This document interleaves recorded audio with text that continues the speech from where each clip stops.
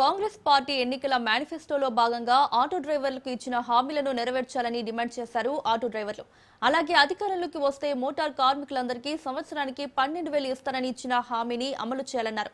మహాలక్ష్మి పథకంతో నష్టపోయిన తమకు ప్రభుత్వమే థర్డ్ పార్టీ ఇన్సూరెన్స్ చేయించాలని డిమాండ్ చేశారు.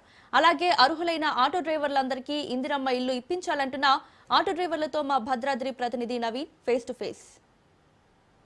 తెలంగాణలో కాంగ్రెస్ ప్రభుత్వం ఏర్పడినప్పటి నుంచో కూడా ఆటో డ్రైవర్ల పరిస్థితి అత్యంత విషమంగా తయారవుతుందని కూడా చూడొచ్చు. ముఖ్యంగా మనం చూసుకుంటే ఏదైతే మహాలక్ష్మి పథకం ద్వారా వీరు నష్టపోగా అదేవిధంగా ప్రభుత్వం ఇచ్చినటువంటి ఎన్నికల్లో ప్రభుత్వం ఆటో వారికి ఇచ్చినటువంటి హామీలన్నీ కూడా నెరవేర్చకపోవడంతో వీరందరూ కూడా ఇబ్బందులు ఎదుర్కొంటున్న పరిస్థితి కూడా ఉంది. దీనిపై మనతో మాట్లాడడానికి ఆటో డ్రైవర్లు ఉన్నారు. వారిని అడిగి మరికొంత సమాచారం కూడా తెలుసుకుందాం. అన్న చెప్పండి, ఏదైతే ప్రభుత్వం గతంలో ఏదైతే ఎన్నికల్లో హామీలలో ఆటో డ్రైవర్లకు సంబంధించి కొన్ని హామీలు ఇచ్చినట్లుగా కూడా చూడొచ్చు, దానిపై ఏ విధంగా ఇవాళ మేము అడుగుతా ఉన్నాం తెలంగాణ రాష్ట్ర ప్రభుత్వాన్ని.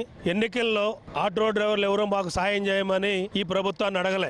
గత ప్రభుత్వం ఆటో డ్రైవర్లకు అన్యాయం చేసింది, మాకు న్యాయం చేస్తారని ఆశతో ప్రభుత్వాన్ని మార్చడానికి కూడా అనేక మంది ఆటో డ్రైవర్లు స్థానికంగా ఉన్న కాంగ్రెస్ బలపరిచిన ఎమ్మెల్యేలని, కాంగ్రెస్ పార్టీ ఎమ్మెల్యేలు గెలిపించిన చరిత్ర తెలంగాణ రాష్ట్ర వ్యాప్తంగా ఆటో వర్కర్స్ ఆటో డ్రైవర్లది.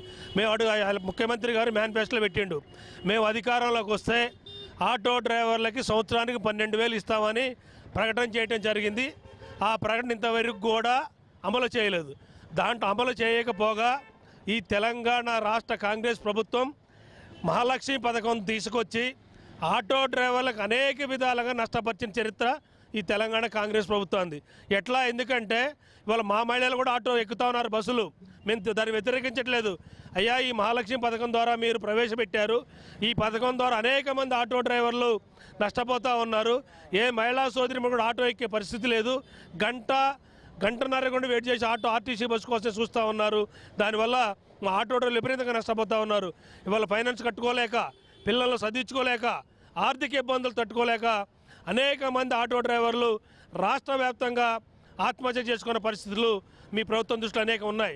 మేము అందుకే అడుగుతా ఉన్నాం, తెలంగాణ రాష్ట్ర కాంగ్రెస్ ప్రభుత్వాన్ని, ఆటో వర్కర్స్ ఏఐటు స్టేట్ అధ్యక్షుడిగా ఇప్పటికైనా ఆటో డ్రైవర్ల మనోభావాలు తెలుసుకొని ఆటో డ్రైవర్లు ఇబ్బందులు ఎదుర్కొంటున్న సమస్యలు క్షేత్రస్థాయిలో అధికారుల ద్వారా ఎంక్వైరీ చేయించి ఆటో కార్మికులకి మీరు సంవత్సరానికి అన్నారు, మేము నష్టపోతూ ఉన్నాం, నెలకి 12,000 రూపాయలు ఇవ్వాలని కూడా నేను ఈ ప్రభుత్వాన్ని డిమాండ్ చేస్తూ ఉన్నాం.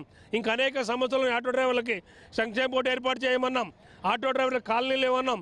మీరు ఏదైతే ప్రతిష్టాత్మకంగా ఇంధనం బిల్లు మంజూరు చేస్తున్నారో వాళ్ళకి మీరే చెప్పారు, ఫస్ట్ ప్లేస్లో స్థలం ఉన్న వాళ్ళకి ఇస్తామన్నారు, రెండో ప్లేస్లో స్థలం ప్లస్ ఇల్లు కట్టిస్తామని చెప్పారు. ఈ ప్రభుత్వం వెంటనే నిరుపేదమైన ఆటో డ్రైవర్లను గుర్తించి జిల్లాల వ్యాప్తంగా, మండల వ్యాప్తంగా, గ్రామాల వైజ్గా కూడా నిరుపేద ఆటో డ్రైవర్లకు గుర్తించి వారికి మీరు ఇంధనం బిల్లు మంజూరు చేయాలి.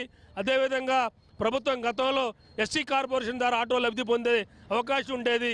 అప్పటి ప్రభుత్వం ఎస్సీ కార్పొరేషన్ రద్దు చేసి దళిత బంధు అని పెట్టి లబ్ధి పొంది దళిత బంధులో అనేక మంది కూడా నష్టపోయారు.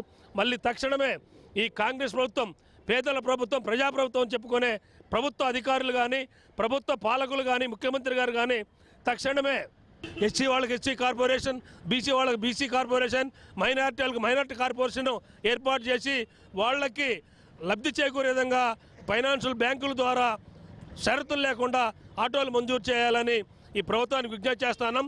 మరీ రేవంత్ రెడ్డి గారికి నమస్కరించి మా ఆటో డ్రైవర్లు అనేక మంది నష్టపోతూ ఉన్నారు, ఇబ్బందులు పడుతూ ఉన్నారు, పస్తులు ఉన్నారు. మహాలక్ష్మి పథకం ద్వారా వారికి మీరు అన్నది సంవత్సరానికి 12,000 కాదు, నెలకి 12,000 రూపాయలు ఇవ్వాలని ఈ ప్రభుత్వాన్ని ఈ పత్రికా ద్వారా ఆటో డ్రైవర్ల పక్షాన ప్రభుత్వాన్ని విజ్ఞప్తి చేస్తూ ఉన్నాం. ఏదైతే ప్రభుత్వం పరంగా చూసుకుంటే ఆటోలకి ఏదైతే ఎన్నికల హామీలో భాగంగా ఏదైతే ఫైన్లు ఉన్నాయో వాటిని కూడా 50% తగ్గించి కట్టిస్తాం, ఆటో డ్రైవర్లకు ఎటువంటి ఇబ్బందులు లేకుండా చూస్తామని కూడా ఎన్నికల హామీలో ఇచ్చిన పరిస్థితి ఉంది. ఇప్పుడు అది ఏ విధంగా ఫాలో? అది మాటల వరకే పరిమితం అవుతుంది, జీవోల ద్వారా పరిష్కారం చేసే పరిస్థితి లేదు. ఇవాళ పోలీసులకి ఆటో డ్రైవర్లకు శత్రుత్వం లేదు. వారు కాకి యూనిఫామ్ వేసుకున్నాం, మా వాళ్ళు మేము కూడా కాకి యూనిఫామ్ వేసుకొని వారు ప్రజలు సోషల్ సర్వీస్ చేస్తున్నారు, మేము ప్రజలకు రక్షణ కల్పిస్తూ ఉన్నాం. మేము అందుకే అడుగుతూ ఉన్నాం, ఆటో డ్రైవర్ల పట్ల సానుకూలంగా పార్కింగ్ ప్లేస్లో కానీ అసలు ఈ సేవ చలానాలు అనేది పూర్తిగా రద్దు చేయాలని ఈ ప్రభుత్వాన్ని డిమాండ్ చేస్తూ ఉన్నాం. అన్న చెప్పండి, అసలు ఏ విధంగా ఉంది అంటే ఈ ప్రభుత్వం వచ్చినాక ఒక సాధారణ ఆటో డ్రైవర్ పరిస్థితి, కుటుంబం ఏ విధంగా ఉంది? మహాలక్ష్మి పథకం ద్వారా ఆటో డ్రైవర్లు చాలా నష్టపోయాము. మా పరిస్థితి దారుణంగా ఉంది. ప్రతి ఒక్క ఆటో డ్రైవరు నానా బాధలతో ఉన్నారు. ఫైనల్స్ కట్టలేక ఫైనల్స్ వాళ్ళు తీసుకెళ్తున్నారు. ఫైనల్స్ వెళ్ళలేక ఇంట్లో పిల్లలను చదివించలేక ఇంట్లో తిండికి కూడా ఇబ్బంది పడుతున్నారు. సన్న బియ్యం పోస్తున్నారు, సన్న బియ్యం ఎవరు తింటున్నారు? కనీసం ఆటోల కిరాయిలు లేక మహాలక్ష్మి పథకం ద్వారా నానా బాధలు పడుతున్నాం.